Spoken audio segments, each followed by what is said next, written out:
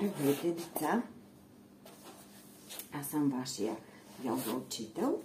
Казвам се Петя и днес ще ви въведа в света на йогата. Какво е йога?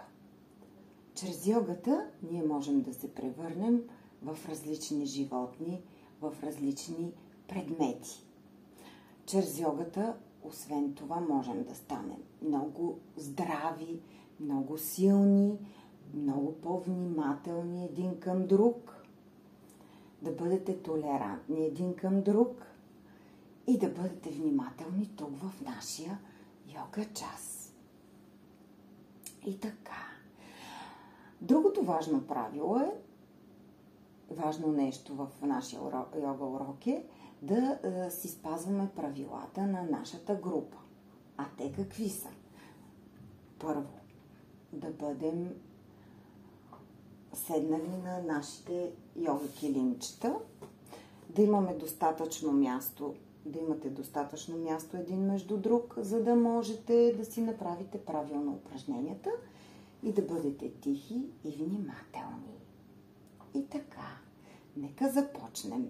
Не съм ви подготвила приказката "Дядо вади ряба".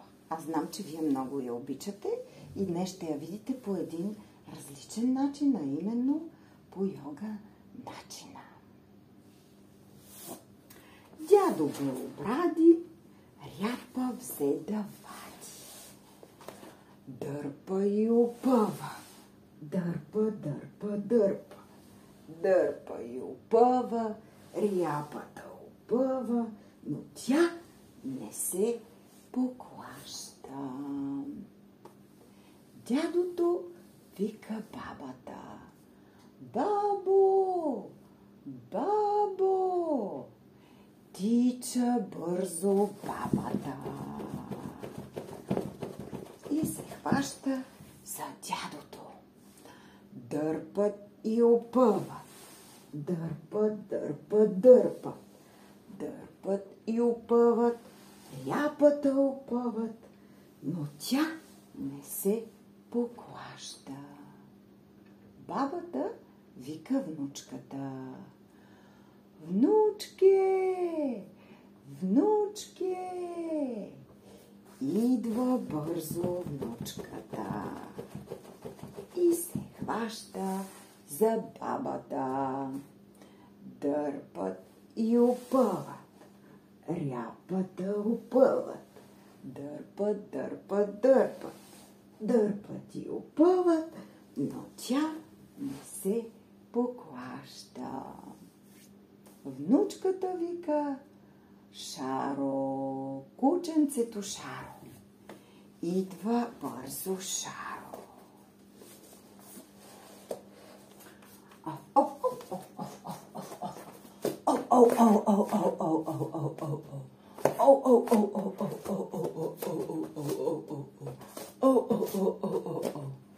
Я да го изпишкаме, Шаро. Пиш! Я да видим, Шаро, колко дълга опашка има. И се хващат. Кучето за бабата, за внучката. Внучката за бабата, бабата за дядото. Дърпат, дърпат, дърпат. Ряпата опъват. Дърпат, дърпат, дърпат. Дърпат и опъват, но тя не се поклаща. Шаро вика: "Кой?" "Котката, котенцето Маца." Идва бързо котето.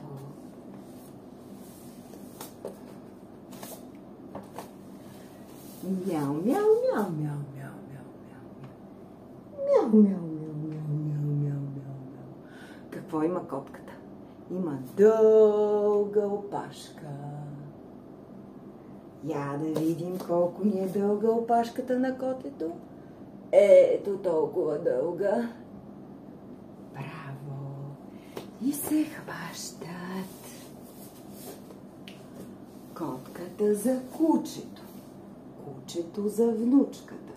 внучката за бабата, бабата за дядото.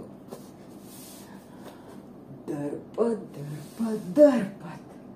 Ряпат да дърпат. Дърпат и опъват. Ряпат да опъват. Но тя не се поклаща. Котката вика. Кой? Мишчица Гризанка. Цър, цър, цър, цър, цър, цър, цър, цър. Цър, цър, цър, цър, цър, цър, цър, цър. Цър, цър, цър, цър, цър, цър, цър, цър. Какво има мишката? Мишката има дълга опашка. Дълга, тънка, извита опашка. Цър, цър, цър, цър, цър, цър, цър, цър, цър, цър, цър. Цър, цър, цър, цър, цър. И се хваща мишката за котката, котката за кучето, кучето за внучката, внучката за бабата, бабата за дядото. Дърпат, дърпат, дърпат. Ряпат да опъват. Бързо я изпъват и ряпата изваждат. Дядо я метна на гърба си и я занесе вкъщи.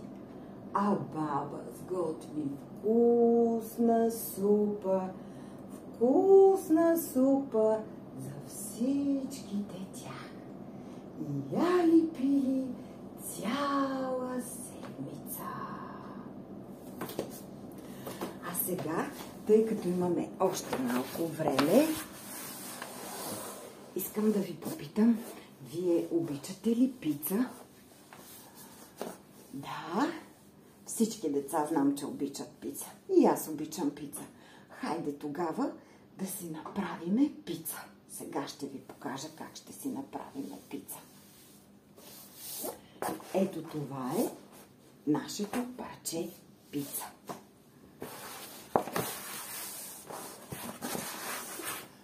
Така, я да видиме колко е голямо. Ето го. Ето го колко е голямо. Така. И какво ще си сложиме на пицата?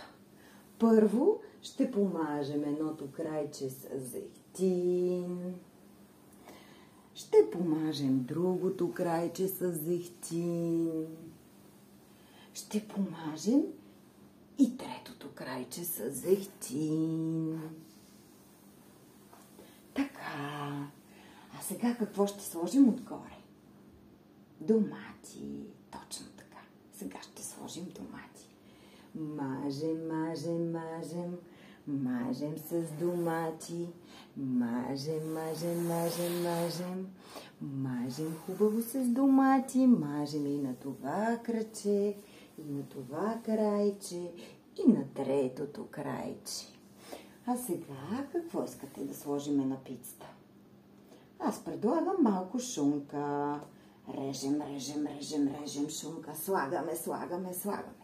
Режем, режем, режем, режем. Слагаме, слагаме, слагаме, слагаме. Режем, режем, режем, режем. Слагаме, слагаме, слагаме, слагаме. Режем, режем, режем, режем. Слагаме, слагаме, слагаме.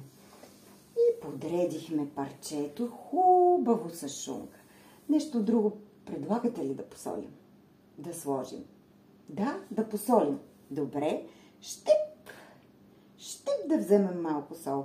Ръсим, ръсим, ръсим, ръсим, ръсим, ръсим. Ръсим, ръсим, ръсим, ръсим, ръсим. Ръсим, ръсим, ръсим, ръсим, ръсим. Така. А нещо друго? Какво предлагате да сложим? Сирене. Добре. Но не трябва и да прекаляваме много, защото ще сложим и какво? И кашкавал. Айде сега да си отрежем 2-3 парченца и да го подредим по този край. Айде да отрежем 2-3 парченца, да сложим и на този край. Айде и по средата. И сега ще си сложим кашкавал. Първо ще го рендосаме. Рендосваме. Айде от тая страна. Каква голяма купчина. Нека хубаво да си сложим кашкавала. Хубаво и на тази страна. Така. И сега идва ред да сложим пицата, да я печем. Я да видим как ще си изпечем пицата.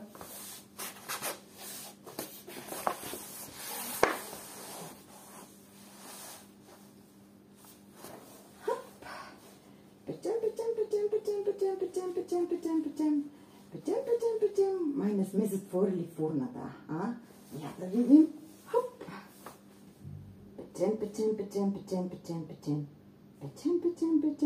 Печем. Хубаво. Пицата трябва вече да е готова. Сега да си хапнем малко. Я да видиме как ще си хапнеме. Пари. Я да духнем.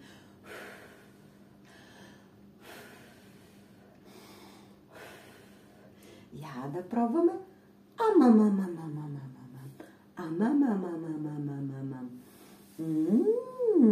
Че вкусна пица. Я да видиме сега другото парченце. Че пари.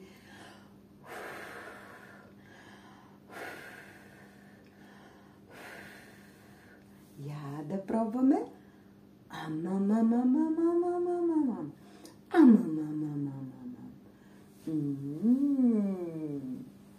Много вкусна пица. И така, нахранихме си коремчето и сега коремчето е доволно. Ето така протече днес нашия час по йога. Първо си представихме дядо Вади ряпа и след това си опекахме нашето парче с пица, което ще си печем и друг път. Даже може да си сложим различни съставки в него. Така че до следващия път, деца!